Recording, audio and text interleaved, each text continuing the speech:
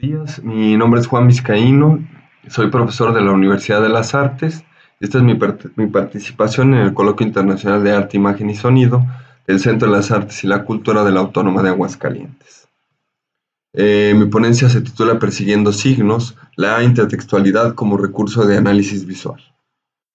El texto abre con la pieza Costumbrismo del 2019, acrílico sobre tela, 55 por 55 centímetros.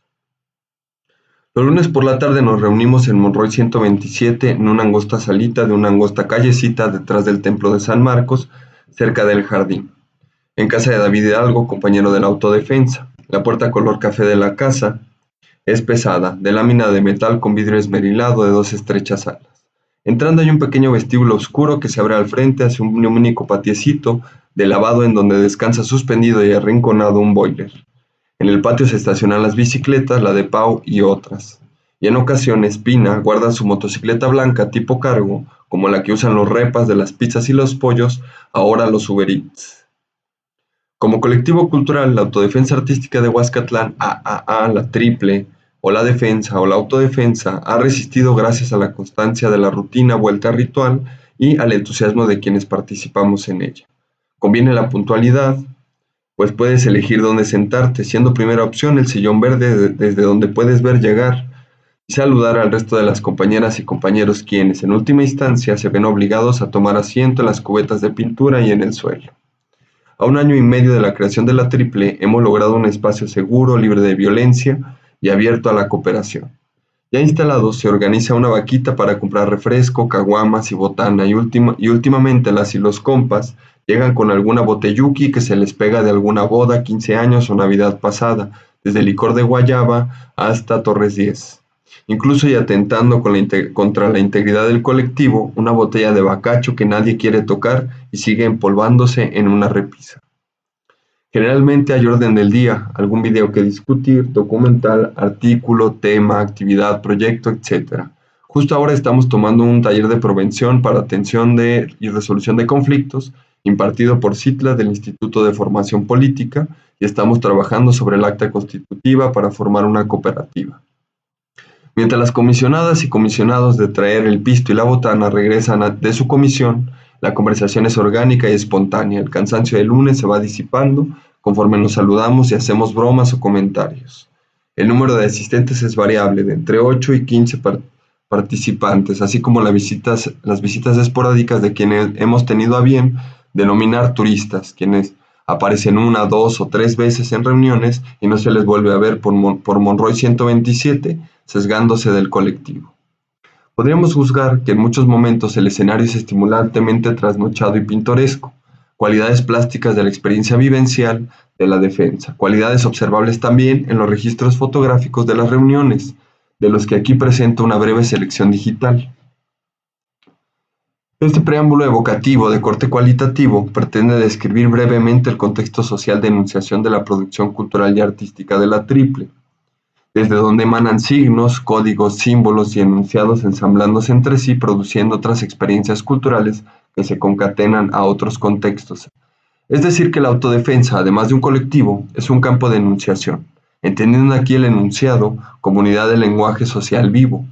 Estos, junto con Bakhtin, que encuentran que el enunciado no posee un significado absoluto, sino que emerge de una construcción de sentido que tiene que ver con valores, con formas de valorar la vida y las experiencias sociales, que además compromete al interlocutor en la comprensión de la demanda de una respuesta que incluya dichos valores, valores necesariamente sociales, de formas de socializar y asociarse.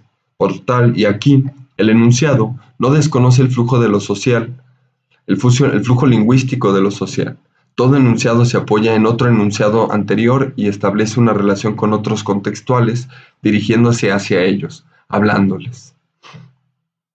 Esta necesaria comprensión social del enunciado y del arte como medio de enunciación atenta contra dos principios capitalistas. Por un lado, el principio general de la propiedad privada, al no poder privatizar el arte de lo común, sino por operación de la enajenación de la fuerza de trabajo y su extracción mercantil. Y dos, contra el principio particular del autor, figura de privatización de la expresión social del arte. Es decir, que el arte nunca es una expresión individual absoluta y aislada, sino que siempre es enunciado colectivo, inscrito en ciertas condiciones contextuales de enunciación, dando lugar al colectivismo. La obra de arte, como el lenguaje, ya no aparece como un set de estructuras abstractas, sino como un flujo de acciones discursivas, entrelazadas e interdependientes. En estas dos fotografías encontramos el registro de una secuencia de acciones discursivas, entonces entrelazadas e interdependientes, en la que es observable que el segundo registro es consecuencia del primero, ofreciéndonos más información en relación al sentido de la pintura costumbrismo, sentido al que abonamos la siguiente caracterización de los participantes involucrados en el registro y la pintura, ampliando la secuencia de acciones discursivas. Pau es licenciada en Estudios del Arte y Gestión Cultural por la Autónoma de Aguascalientes, espontánea y entusiasta del arte local. Pina es personal de mantenimiento y museografía en el Museo Espacio. Cholo del barrio pesado de la Alta Vista. Se conocieron en la Triple y ese lunes ellos jugaban posando para la lente fotográfica de Aldonker, quien los capturó en secuencia y en consecuencia. Pau y Pina acostumbran jugar en los espacios de tiempo entre punto y punto del orden del día, y esta costumbre forma parte de las dinámicas recurrentes y establecidas de nuestras reuniones, abriendo puntos de distensión en el flujo discursivo, entre otras distensiones. Sin estas dinámicas, las reuniones serían pesadas y, quién sabe, quizá inoperantes, pues es por la distensión discursiva que se abre la desestructuración asistemática y desorganizada, dando lugar a la variable y a lo diverso, aligerando las cargas discursivas. El hombre responde al otro de un modo corporizado. La entonación del habla, la postura, el ritmo del habla y en general todo medio expresivo son señalados por Bakhtin como parte de la respuesta con que cada sujeto se posiciona en la vida social y en la vida del lenguaje. Desde este entorno del pensamiento es posible rastrear signos en los cuerpos, en sus actitudes, gestos, poses y relaciones sígnicas, pues es del cuerpo de donde emana el lenguaje primero, luego se desprende en el aliento de la palabra, en la tinta de la letra escrita, en el registro luz de la lente fotográfica y en la materia color de la pincelada, abriendo sentidos de enunciación.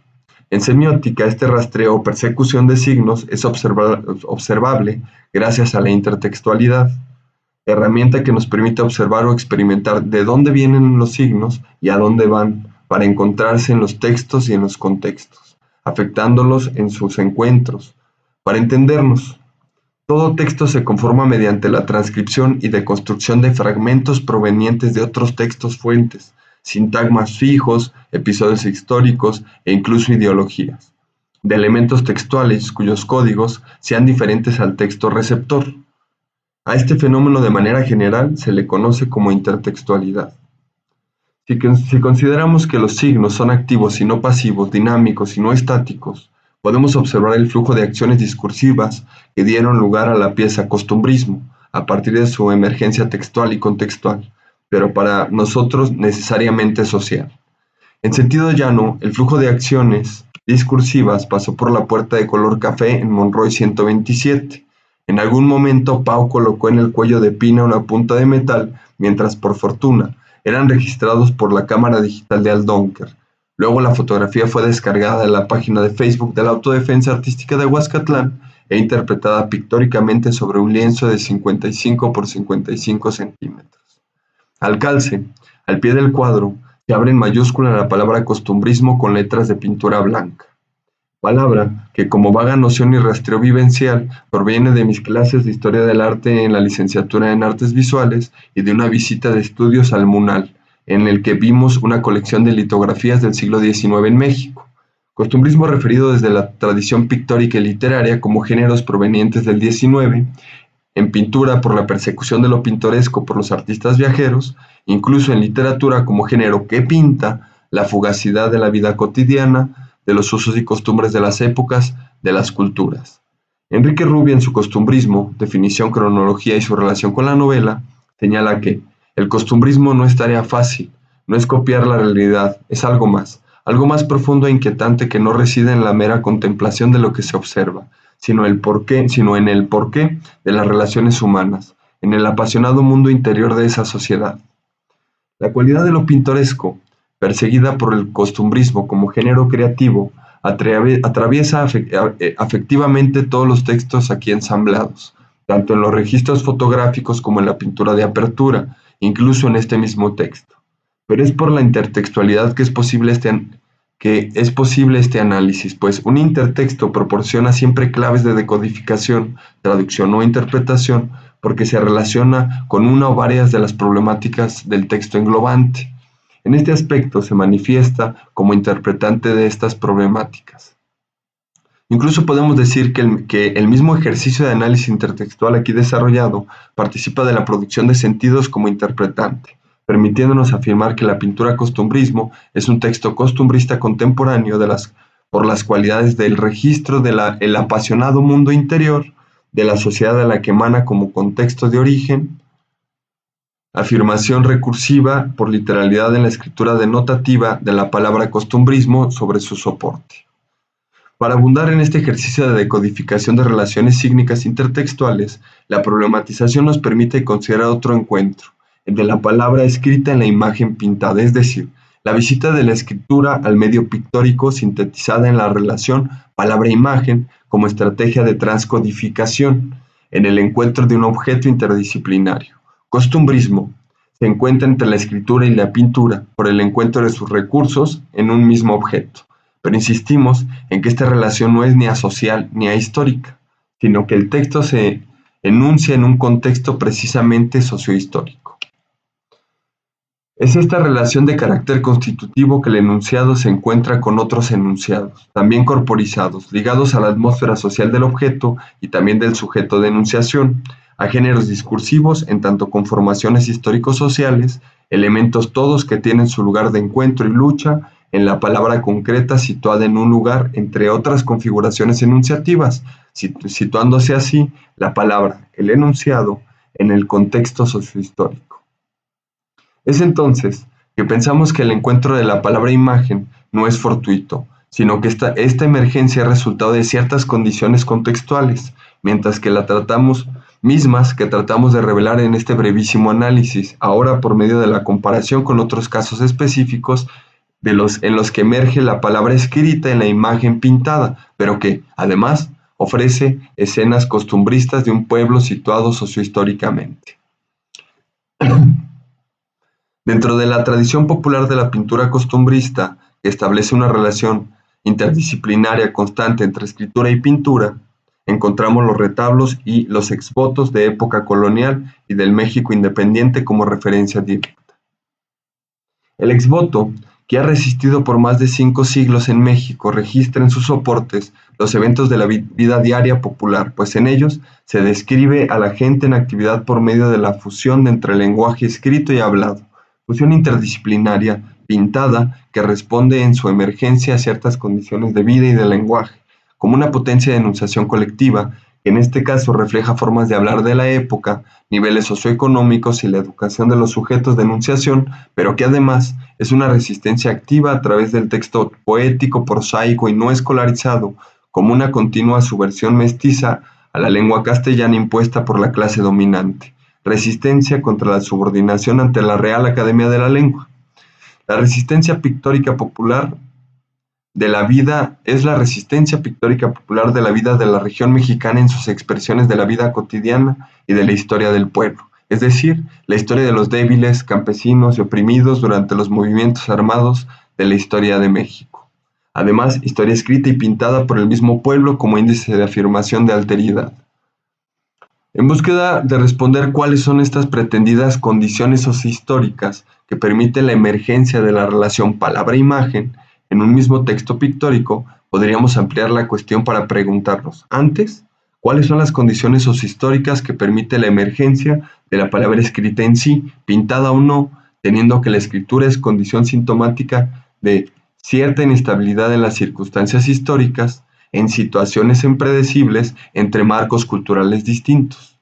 En dichas condiciones, las culturas se enfrentan a la necesidad de generar técnicas de registro de la memoria, o mnemotecnias, como lo es la escritura, técnica de desprendimiento y codificación del lenguaje corporal, gestual y oral, a través de la producción de registros jeroglíficos, ideográficos, pictográficos, fonéticos y alfabéticos, pero registros escritos siempre en soportes materiales.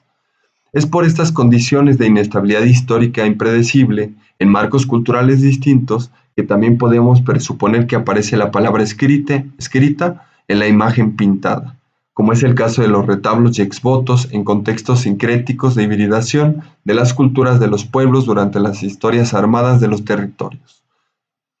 También en costumbrismo hay un desprendimiento. La palabra escrita establece una diferencia sobre la imagen pintada. Se recupera la tradición de un género pictórico imposible, el costumbrismo contemporáneo, en la literalidad de una potencia, la potencia de la disrupción lúdica en un mundo prefabricado, enajenado, vuelto ajeno, atravesado por culturas que promueven el individualismo, volviéndonos ajenos los unos a los otros como una daga en el cuello. En este sentido, Aldonker, quien tomó la fotografía que dio lugar a la pintura, explica en entrevista que el no saber adaptarse a los cambios, el tener una postura impositiva y no considerar al otro, eso va a traer inestabilidad. Cierra. Y esta inestabilidad es impuesta por ciertas condiciones sociohistóricas específicas, lo mismo que en épocas del virreinato, impuestas por la conquista y la colonización de la corona española, bélica y evangélica, asesina y opresora del pueblo conquistado y colonizado. Las imposiciones que imperan hoy en día permanecen ocultas a nuestros ojos si acaso no rastreamos los signos de nuestros tiempos, que de entre un entramado complejo de relaciones habría que recurrir a los protagonistas de nuestras historias, particularmente, en el argumento aquí planteado, al testimonio de Pina, quien ofrece su cuello a la daga sostenida, explica que la inestabilidad se debe a la discriminación. Discriminación por la forma en que visto y hablo, dice, por no tener un título para poder estar al parejo de los demás que sí lo tienen. El venir de una colonia baja en cuestión de conocimiento cultural, me juzgan sin saber que estoy en constante capacitación y mucho más preparado que los que son egresados de universidades. El rechazo, el ignorar a mi persona por algunos coordinadores, alumnos y artistas, por no querer aceptar que un cholo tenga la capacidad de sobresalir en el ámbito cultural por venir de barrio. Siento, desde mi ver, que esto da mucha inestabilidad en el ámbito cultural y también social. Soy marginado por ser un cholo, pero no ven y se hacen ciegos que tengo el potencial, las ganas de sobresalir y dar lo mejor de mí, día a día, para demostrar que nuestra cultura también está capacitada para estar al nivel que ellos. Eso es con lo que lidio a diario, pero no me tumba, al contrario, me fortalece para ser mejor que ellos, aunque no tenga un título que lo avale. Cierra. Somos la mano, somos la daga, somos el cuello. La palabra escrita se nos ofrece desafiante. En este extraño costumbrismo, ¿cuál es el sentido de la daga sostenida? El clasismo profesional, el académico, el artístico, el cultural, incluso no nos preocupa el sentido de la daga, sino cómo se siente la hoja fría y afilada de la cultura. Es por el encuentro de la palabra escrita pintada que podemos formularnos estas preguntas para perseguir respuestas en contexto histórica sobre la aguda hoja de la navaja. Mientras tanto, esperamos los lunes por la tarde en Monroy 127. En conclusión, entendemos que somos signos vivos y encarnaciones contingentes del lenguaje. Entendemos la vida como enunciados de nuestros contextos, trayecto de encuentro y desencuentro sígnicos, productores de sentidos, y recurrimos al dialecto académico para explicarnos, para ofrecer otros sentidos a esta comunidad de hablantes, pues encontramos en la colectivización la respuesta común a nuestras preocupaciones particulares. Mi barrio me respalda. Bien, muchas gracias por su paciencia. Y bueno, quedo a sus órdenes. Envío saludos. Hasta luego.